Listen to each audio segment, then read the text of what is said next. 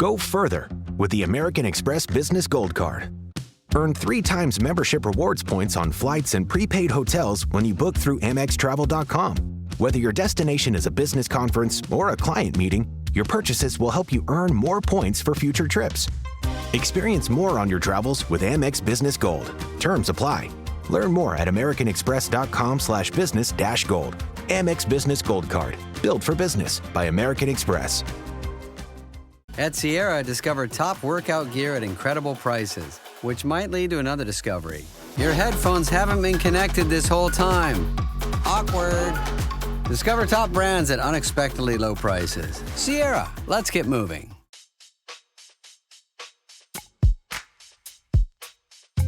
Welcome to Dear Prudence. I'm your guest, Prudence, Kristen Meinzer.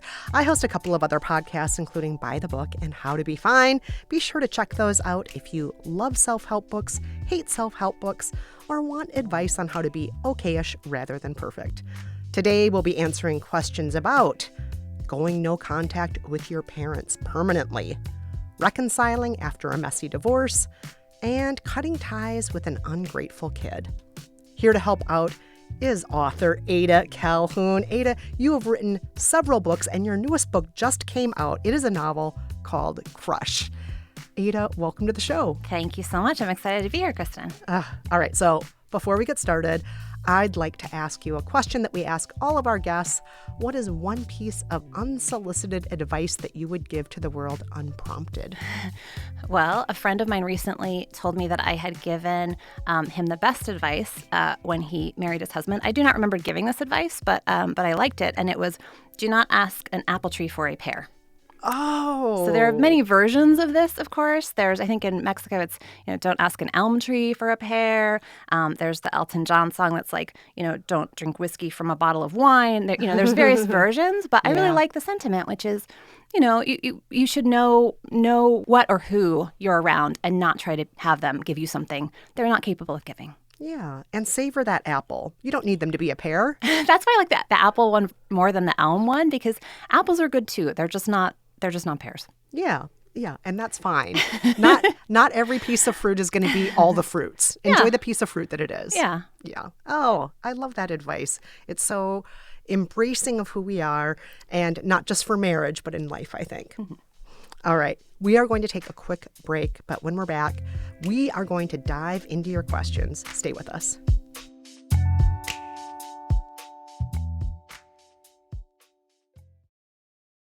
This episode is brought to you by Progressive Insurance. Do you ever find yourself playing the budgeting game?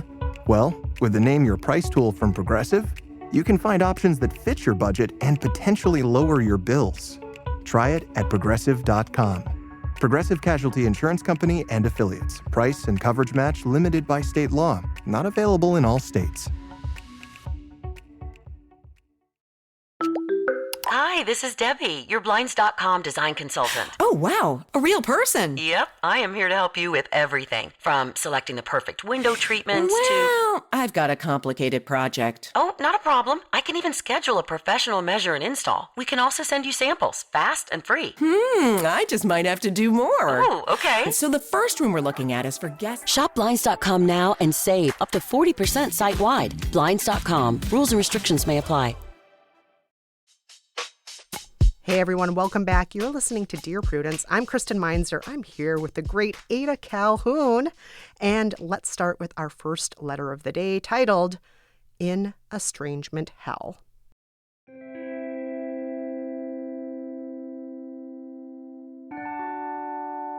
To make a long story short, I need advice on how to permanently estrange myself from my parents.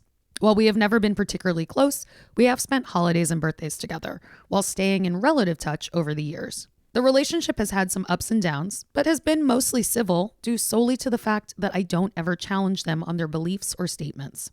One of them has for years put me in the middle of a feud that has nothing to do with me, and this week I snapped. I sent a stern but basic text to all involved outlining that I'm tired of being put in the middle and to either work to fix our family or end that relationship.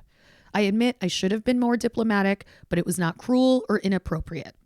It did, however, start World War III. The response I got was unhinged, to put it mildly, and bordered on abuse. pages and pages of text complaining about how hard their life is, that, quote, this stress is killing my other parent, discussing sexual aspects of their relationship, bashing my other parent, and rehashing any and every slight, real or perceived. They bashed me and the person they've been feuding with, saying that we were cruel to a family member as children. This has been confirmed as not true, and justifying some of their very petty, mean actions over the years as our fault. Neither of us has responded, nor has our other parent, who was sent a transcript. After reading it again days later with no communication, aka apology, I have decided I cannot have them in my life anymore. The problem I don't know how to solve is what happens after I say that? My one parent is extremely emotionally unstable, and because of their victim complex will turn what actually happened into an evil version to my family. How do I not stoop when faced with these questions from family members to simply showing that text? Or do I just say what happened? I don't want to stir up shit even more, but I'm a damn adult and I don't want my character attacked.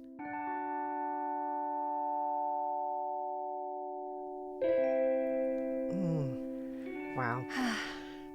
Your parents sound exhausting, first and foremost. And also just, I mean, I don't know if you want to use the word abusive, but it sounds at least emotionally manipulative in the very least here. This is awful. And I'm so sorry, letter writer, that you have had to deal with these parents for this long who put the blame on you for everything, including stuff you did as a child. I mean, come on. You can't say, oh, and as a kid you did this that was ruinous to the whole family. Like, come on. No, you can't do that. And your parents are doing that, which is not okay. It is not okay.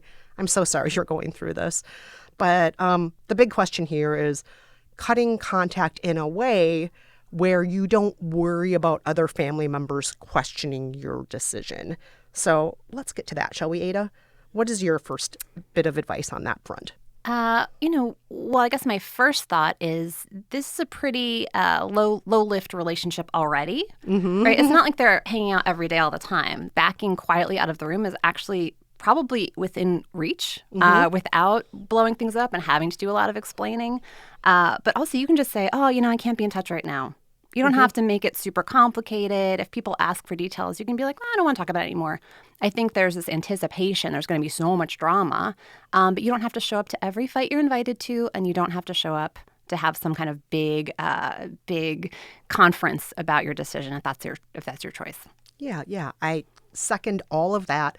And the anticipating everyone's going to ask about this. They might not actually. People don't care about you as much as you think you do is something that I've found many times in life. Yes. It may be the case that they might ask one or two questions and you can shut that down and that'll be that. And it's fine. It'll be fine. And it's not your responsibility to explain who your parents are. I have a feeling other people in the family probably already know your parents to a certain extent and what their tendencies are. And the number one priority here, I think, should be you, taking care of yourself and practicing those boundaries. Giving yourself validation, saying it's okay to not want to be in contact with people who accuse me of doing things when I was a child. Again, that part of the letter just, I'm that upset you. I'm just like, I can't, these are parents who are just emotionally immature and have a lot of problems and spend a lot of time blaming. And you don't have to make excuses for them. You also don't have to explain everything about them. You can just say, I'm not in contact with them right now. Yeah, I think that's totally fine. Yeah. No, and I would also say the letter writer seems to have written this in a moment of anger. There's a lot of accusations of this person's victim complex and this person doing this and that. And while I'm not doubting any of it, that the family is actually that unstable, there might be a moment too to say, okay, wait, how can I show up to this in a way that I feel good about, regardless of how anybody acts, right? Like if everybody's going to be acting all wild and starting fights all the time, can I just back away? And can I just be the calm one and put some space there without necessarily even having to say, I'm shutting the iron door and cutting you off forever? Yeah. It doesn't have to be a big announcement. No policy paper. Yeah. Yes. You can back away gently from all of this. And also just please make sure that you are getting support from other people around you, from friends and chosen family and so on. And making sure that you're with people who don't blame you in any way for anything, who support you, who see your point of view, and who can give you that kind of support that you deserve. Because, you don't deserve to be in a situation where people are constantly putting you in the middle of fights. That's not healthy. It's not psychologically safe.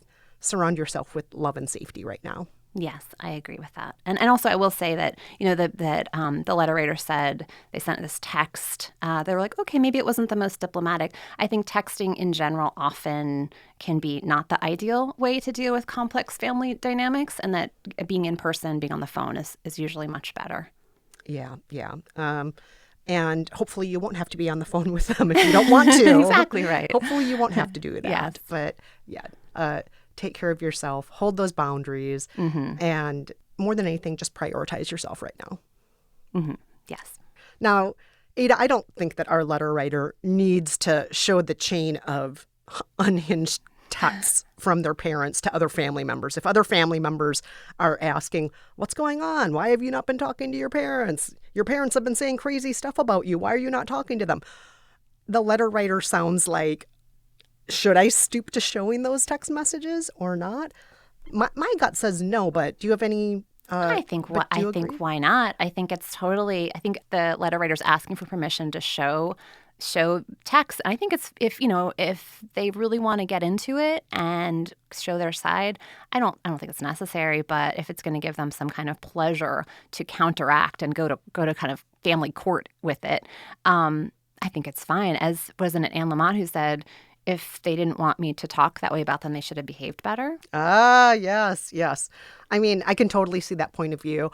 But I also think if your goal, letter writer, is to get away from the drama, I don't know if that will necessarily get you away from the drama. Correct. But if you do want to, defend yourself or, as Ada's saying, take the Anne Lamott route, that's fine too. But yeah, if the overall goal, though, is to get away from the drama, maybe not that. Yeah, it will embroil you more, absolutely, because they will come back with their version and it will spiral quickly, I believe. Yeah. So, that part, you have to decide for yourself what you want there. Yes. All right, let's move on to our next letter. This question is titled Divorced Dad.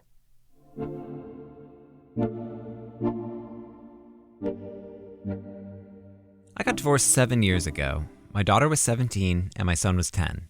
My ex had been having an affair with our pastor, the one we were going to for marriage counseling. When the truth came out, it was a shit show. My ex even had to quit her teaching job at the church school and move out of our small town. And my daughter continues to blame me for it. I encouraged her to go to college or even move back in with her brother and me, and she refused and stayed stuck to her mom's side. Any steps forward ended up feeling like 3 steps back.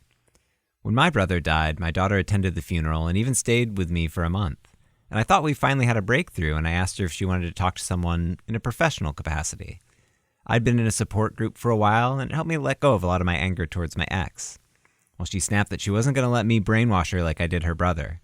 I've never kept my son from his mom, but neither have I lied to him. My ex owes thousands in child support and thinks that the occasional birthday gift makes up for everything.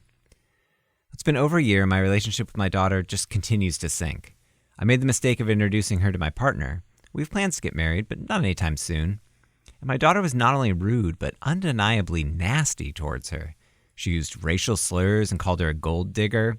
Look, my partner is a naturalized citizen, and frankly, there's no gold to dig. I called my daughter out on her behavior. I was done. She's an adult, and she needs to start acting like one. I understand her loyalty to her mom, but I'm sick and tired of being treated like scum because of it. If she thought I was just going to stand around and let her treat her brother and my partner the same way, she better just leave until she learned better. I haven't talked to my daughter since Thanksgiving. She does speak to her grandfather, but that's about it. My son skipped Christmas with his maternal family because he didn't want to deal with his sister, and he wants to skip his high school graduation now, too. I feel hopeless. I love my daughter, but it feels like I'll never have a good relationship with her unless I continue to accept her verbal abuse. What do I do?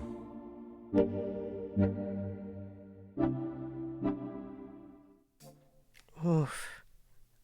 Letter writer. Oh, this is a tough situation. Mm-hmm. Ada, what are your initial thoughts on this one? I want a lot more details about the pastor affair because that sounds, traumatic, but also very fascinating. So one thing I think is there's a lot of assumptions, it seems like, being made by the letter writer about what everybody else's motivations are. So I kind of wonder, even as I sympathize with how terribly the daughter's behaving, I kind of want to know more about why these choices are being made by the people around them. I don't know. What do you think? Yeah, I also want to know more about the pastor. Like, why does it sound like the pastor still has a job and shouldn't? I mean, the pastor should never be giving marriage counseling again after this. The pastor shouldn't necessarily be a pastor ever again after this. And ex-wife had to lose her job and leave town because I mean, strange. A lot of questions this raises. The whole thing, of course, that's not the point of this letter, though. Right. So, okay. I will just say, to add a little bit of context to this, something that has been well observed by psychologists is it does sometimes happen that a child will align themselves more with one parent than the other during divorce. I'm not saying that it's good or lovely in any way. It's a sad fact of a lot of divorces that children will oftentimes align themselves more with one parent. Oftentimes it's because that one parent is framing things in a certain way or saying disparaging things. And sometimes it's just because the child has subconsciously or consciously decided, this is what feels most stable to me. This is what feels least scary to me. Me going from this house to this house is just too much for me to even think about right now, or changing my mindset when I'm with this parent to this parent. It's just too much. And sometimes this is just a reaction that kids have to divorce, and it sucks, and it's terrible. It's terrible for the kids. It's terrible for the parent who's being left behind or accused of things they haven't done.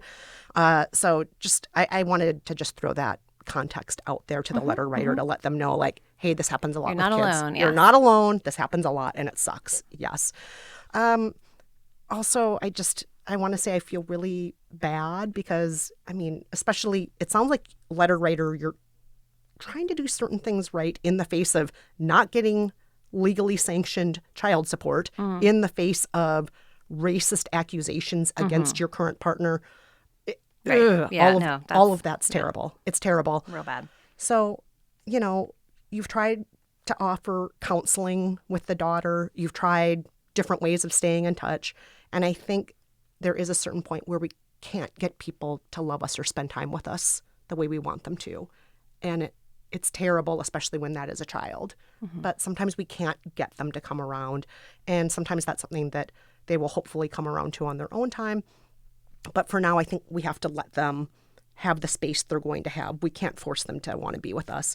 And maybe the best step forward is to write a letter that says you love her, you're keeping the door open, she can always come to you, you'll always be her dad, and keep cards coming on Christmas and birthdays or other holidays, but don't be pushy. It sounds like you've tried everything up until now, including, like, let's get help together, a therapist or whatnot.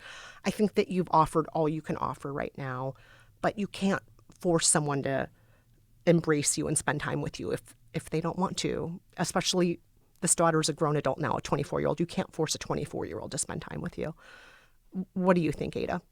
I think that is all wise, and also I think that you mentioned that children sometimes choose one parent or the other for reasons that can be mysterious to the parents. I think of one friend of mine who sort of went with her father more, even though he was the one who had cheated on the mother. And I think there is something in this letter writer that's suggesting, well, wait, I didn't cheat, therefore I'm the good one in this relationship. And I think what I'd be curious about if I were this parent is, what is it about the dynamic that's making the daughter feel more comfortable with this other parent? And like you said, it might be that it's being framed and this child's being brainwashed and there are all these other factors. But I think it's always good to be humble at these moments as much as possible and say, like, is it possible that I've done something that's estranged this child that I can atone for? And so I think, like you said, making all these offers is wonderful and writing the letter and all those things. But I think also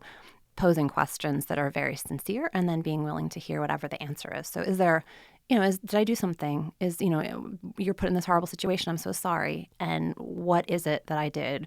that I can say sorry for, and just to own your side of the street. Oh, I love that bit of advice. Oh, that's great. That's great. And it really is showing interest in your daughter and interest in her feelings and her well-being. I love that bit of advice, Ada. Also, your daughter may reply with something like, you know what you did, or may not reply at all. Sure. That may happen as well. But I do think it's a good faith effort to just try to see things from her point of view. Yeah. Yeah. And it's a tough situation all around. Absolutely. I do know people who have been your daughter before and then with years have come around. Mm-hmm. And Absolutely. So I don't think this is necessarily going to be your daughter for the rest of your lives. Yes. Phases. This yes. may be until, at least in one of my friends' cases, she just experienced more of life and saw that life isn't necessarily black or white and relationships aren't. And things can be very complicated and mistakes can be made by even the most well-intentioned people. And sometimes that just happens with time and with growth and as we get to know ourselves better. And, 24, she is an adult, but also in some ways 24-year-olds aren't fully adult yet. Your brain's not really supposedly fully cooked until you're at least 25. So, there's lots of time for growth still for your daughter. She might need to rebel for a little while and then come back. And that's just it might be part of your relationship. Yeah. I do love that part though, Ada, but, leaving the door open to have her tell you what you did wrong and saying you want to apologize for whatever it is. That's great. Love that. All right. Listeners, you're listening to Dear Prudence. We're going to take another quick break, but when we're back, we'll be reading more of your letters. Stay with us.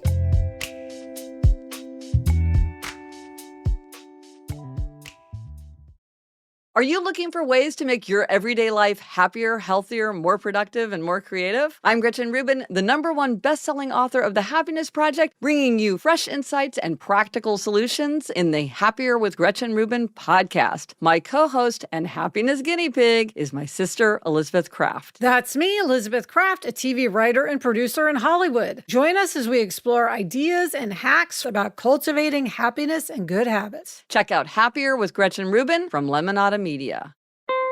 Hey, it's Anna Sale, host of Death, Sex, and Money. 5 years ago, I talked to a listener we called Ethan, who said that our show had inspired him to cheat on his wife with sex workers.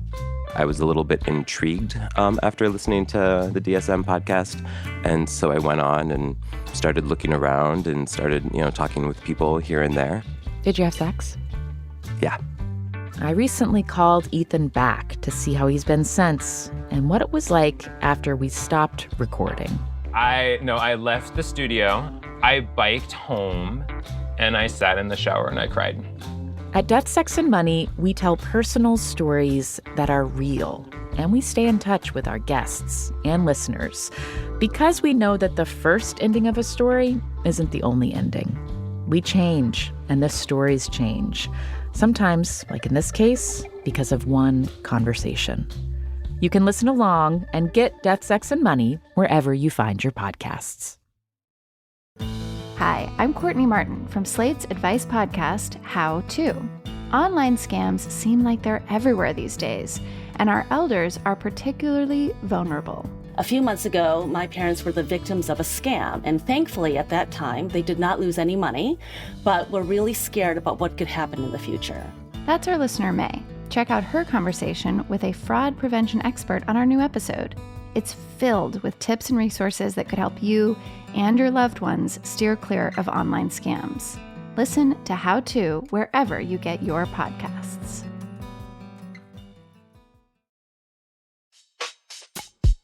Welcome back to Dear Prudence. I'm Kristen Meinzer, and I am here with Ada Calhoun to answer your letters. The next one is titled, John Be Gone.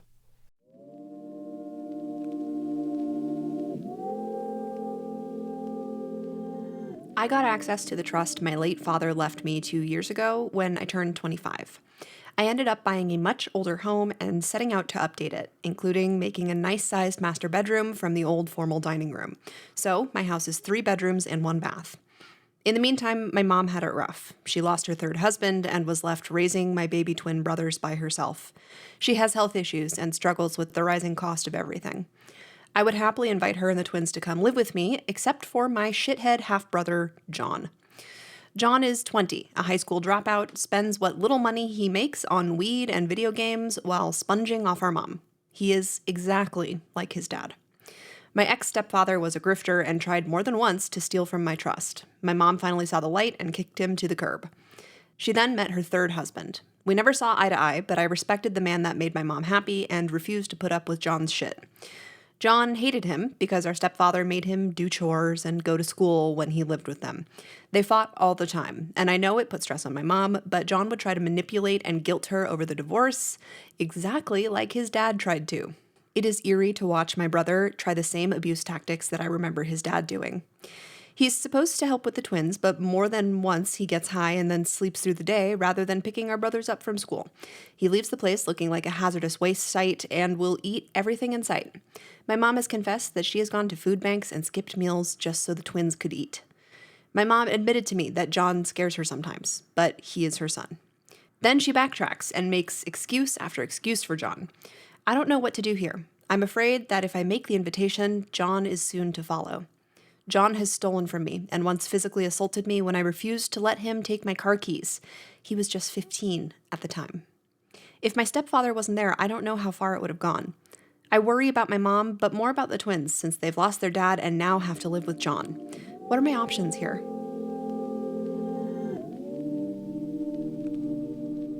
Ooh, there are several options here. Let's get to those in a second, but first, Ada, how are you feeling about this letter? I'm so sorry. I'm worried about the twins. And, you know, but I'm also curious what is being asked of this letter writer. Is the mother asking to stay there? Is there, you know what I mean? I think there's a lot of assumptions here about what people should be doing and what they need and anticipatorily setting these boundaries without actually looking at what's needed. That's my basic first thought. What about you? What do you think? Yeah. I was saying I think there are several options, and I think one option is just to not do anything right now because if mom doesn't want to extricate herself from the situation, then you have to let mom be in the situation if that's what she wants to be in right now. If she does want out of it, you know, you can talk with her about that and hear what she has to say. But then absolutely, it sounds like for your own safety and sanity, John shouldn't be part of the package. Right. If you want to extend an invitation to your mom, if your mom expresses to you, I really don't know what to do here, I can't, you know, continue to be in this situation anymore, then you can invite your mom and the twins to live with you. But I think there have to be very, very firm ground rules in place about that. Firm ground rules about how John is not coming to live with you. Firm ground rules about, you know, whether John is even allowed to be in your house or visit you. You have to make those kinds of decisions, and then you have to stick by those. Yes.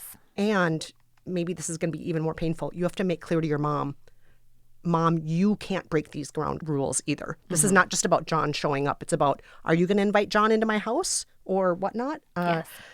A lot of this is drawing boundaries of how much you want to help and who is welcome in your house and what is safe for you.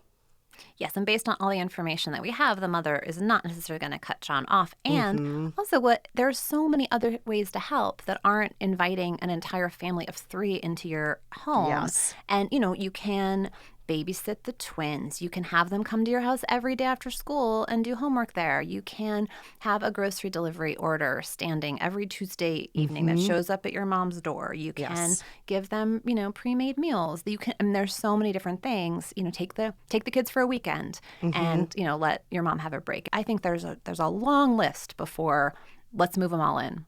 Yeah.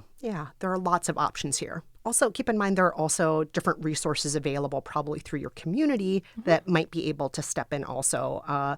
Certain public schools have, you know, after-school programs available for the kids. You know, there are other resources that may be available that can help your mom so she doesn't just have to feel like she's trapped with these kids and nobody there to help. And especially this stepson who is... and especially your brother John, who just doesn't sound like he's the best person to have around. There may be resources available to help her navigate that as well. Yes. So maybe you can help do some research and steer your mom in the direction of those resources as well. So yeah, there are lots of options here. It's not just have your mom move in now. Yes. Have the mom and the twins over, every Sunday, Wednesday, and Friday for dinners that you cook, elaborate meals. And that might be a way, too, to see, do they show up with John when you invite them over for a meal or not? Yeah. And it may be the case that eventually you will get to the point of like, you know what, it does make sense for mom and the twins to move in. But again, draw those boundaries if you do reach that point. And you don't have to decide right now. You can tiptoe into it, take baby steps. As Ada is saying, have them over once, twice, 3 times a week for a while and see how that goes first. All right. Well, those are all the letters we have for this week. Ada, it has been so much fun. I love your wisdom. I love your matter-of-fact view on all sorts of things and the empathy that you brought to all of these letters. So thank you for that. Oh, it's such a treat to be here with you. It's fun to think about other people's problems, isn't it? As opposed to our own. It is. Now, for all the listeners who want more of you, that's all the listeners, by the way, where can they find you? AdaCalhoun.com. I just had a new book come out called Crush. It's a novel. It's out from Viking. Yes. Tell us about that novel a little bit. Well, it's sort of appropriate to this podcast, I think, because it's a woman who's just married and then she falls madly in love with somebody else and basically reads many, many, many books trying to solve this love triangle essentially with her library card. Love it. Love it. So yeah, everyone check that out. Crush by Ada Calhoun. Listeners, do you need help getting along with partners, relatives, coworkers, and people in general? Write to Prudie. Go to slate.com/Prudie. That's slate.com/PRUDIE. The Dear Prudence column is published every Thursday. Dear Prudence was produced this week by Maura Currie and Vic Whitley-Berry with editorial help from Paola De Verona. Daisy Rosario is senior supervising producer and Slate's editor-in-chief is Hillary Fry. And I am your guest, Prudence, Kristen Meinzer. That's all for this episode, but join us on today's episode of Prudie Plus, where Ada and I give advice to someone questioning the future of their relationship as the marriage and honeymoon approach. Subscribe now on Apple Podcasts by clicking Try Free at the top of our show page, or visit slate.com/Prudie Plus to get access wherever you listen. The episode is available for you to listen to right now.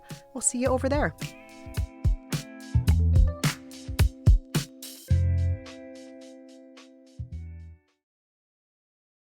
American Public University is digital by nature, human by design, with flexible online learning, plus resources to support your mental health and career goals. You'll never feel alone on your path to success. Learn more at apu.apus.edu.